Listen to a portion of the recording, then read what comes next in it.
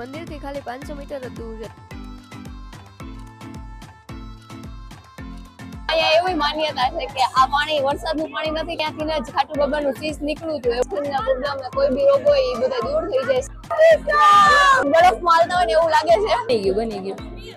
જોઈએ આપણે કેવી રીતે રીંગસ ને જયપુર પહોંચી છે. જય Dwarkadhish, welcome back to new vlog. તો જેમ આના પહેલાના વ્લોગમાં કીધું હતું કે આપણે જઈએ છીએ નવી જગ્યાએ, સો લેટ્સ ગો. મંદિરના મેઇન ગેટ થી આગળ જાય એટલે ત્યાં બોર્ડ મારેલો છે શ્યામકુંડ. ગાઈસ અહીંથી સ્ટ્રેટ જાય ને એટલે આપણે પહોંચી ગયા છીએ અહીંયા. આ મેઇન ગેટ છે, એ ગેટમાં છે અંદર શ્યામકુંડ. મંદિરથી ખાલી 500 મીટર જ દૂર છે. તમે લોકો ક્યારેક ખાટુ શ્યામ આવો તો શ્યામકુંડ જવાનું ભૂલતા નહીં. ફૂલ ઠંડી છે ને, એક તો અહીંયા એટલું બધું ભીનું ભીનું છે ને, ઠંડુ ઠંડુ લાગે છે ને. હજી શ્યામકુંડ તો થોડેક દૂર છે અહીંયાથી. ટ્રાફિક જોવો છો ગાઈસ, હજી વાતાવરણ તો એવું રહેવું છે. ટ્રાફિક જોઈને લાગતું નથી કે શ્યામકુંડમાં વારો આવે હાથ પગ ધોવા જવાનો.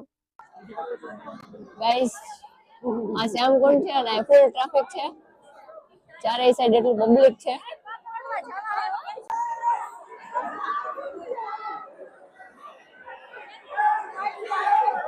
ચારેય સાઈડ પબ્લિક તો જો. અને અહીંયા જે બધા નામ લખ્યા છે ને, શ્યામ બાબાના અલગ અલગ નામ છે.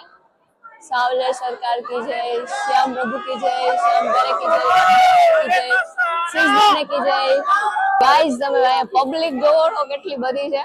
અને આ શ્યામકુંડમાં તો પાણી દેખાતું નથી. પાણી અહીંયા એવી માન્યતા છે કે આ પાણી વરસાદનું પાણી નથી કે ક્યાંયથી ઠલવમ નથી આવતું. આ પાણી એકદમ જમીનમાંથી નીકળે છે અને અહીંયાથી જ ખાટુ બાબાનું ચીજ નીકળ્યું હતું એવું માનવામાં આવે છે. એવું માનવામાં આવે છે કે અહીંયા નાઈ કરવાથી તમારા સ્કિનના પ્રોબ્લેમ ને કોઈ બી રોગ હોય એ બધા દૂર થઈ જાય. માણસો અહીંયાથી પાણી ભરીને લઈ જાય છે બોટલમાં.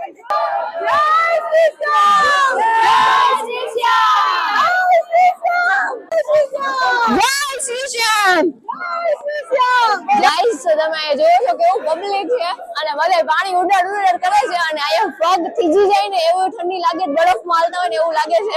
મારા નસીબ એટલા ખરાબ હતા ને કે મારા ચશ્મા ખોવાઈ ગયા, પણ નીતિ દીદી હતા એને મારા ચશ્મા ગોતી દીધા. અમે ઘર બનાવવા પહોંચી ગયા છીએ.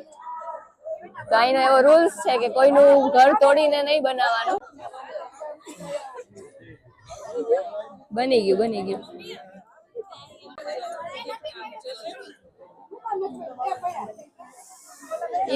આપણું 3-4 માળનું ઘર બની ગયું. ગાઈસ તો હવે શ્યામકુંડના દર્શન કરી લીધા. શ્યામકુંડમાં બહુ જ મજા આવી અને હવે અમે લોકો જઈએ છીએ પાછા દર્શન કરવા માટે ચોથી વાર. હજી વાગ્યા છે 11 એટલે હજી વાર છે. પબ્લિક એમનેમ છે બજારમાં અને હજી આ લોકોને શોપિંગ કરવી છે. હજી કઈ ઠેકાણા નથી શોપિંગ કરવાના. પાછા અમે લોકો મેઇન ગેટે પહોંચી ગયા છીએ, જઈએ છીએ દર્શન કરવા. પહોંચી ગયા છીએ મંદિરના મેઇન ગેટે. ભગવાન તો એવું વિચારે છે કે આ લોકો વારે વારે હરીફરીને અહીંયા મંદિરમાં જ આવે છે. પાછા બીજી વાર મંદિરમાં પહોંચી ગયા છીએ. હજી લાંબી લાઈન છે અને અત્યારે તો ગળદી એટલી થઈ ગઈ છે. જોઈએ આપણે કેવા દર્શન થાય છે. જય 11:15 જેવું થઈ ગયું છે. તો હજી વાતાવરણમાં ઝાકળ છે. અહીંયા તો એવું છે કે ગમે એવું ટ્રાફિક હોય ને તો 15-20 મિનિટમાં તો તમે મંદિરમાં પહોંચી જ જાવ. અત્યારે લાંબી લાઈન છે. દર્શન વારો આવી જાય તો બહુ સારી વાત છે. જોકે દર્શન તો બહુ મસ્ત થઈ જશે.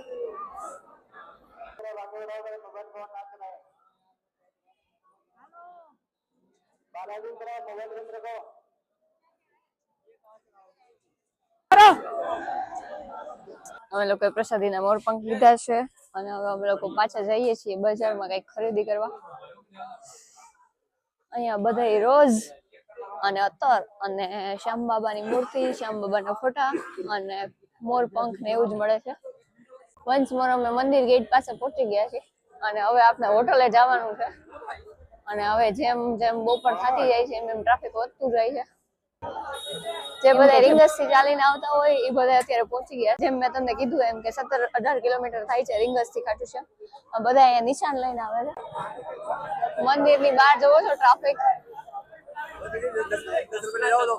ગાઈસ હવે અમે લોકોને હવે આ 2 વાર મસ્ત એવા દર્શન કરી લીધા છે અને હવે છે ને ઘર સાંભળ્યું છે એમાં એવું છે કે અમારી ટ્રેન છે ને લેટ હતી, એટલે હવે અમે લોકો જોઈએ આપણે કેવી રીતે રીંગસ ને જયપુર પહોંચી છે. 12 વાગે છે ને તો હજી ઝાકળ જેવું જ વાતાવરણ છે, હાથ આમ થીજી ગયા છે, ટાઈપિંગ નથી થતું, આમ બહુ જ ઠંડી છે.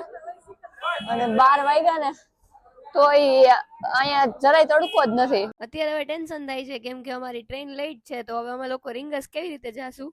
તો પહેલા અમે લોકો જઈએ છીએ અત્યારે હોટલે. મળીએ નેક્સ્ટ વ્લોગમાં. ત્યાં સુધી તમે લોકો લાઈક, કમેન્ટ અને સબસ્ક્રાઇબ કરતા આવો. Thank you for watching. જય શ્રી શ્યામ.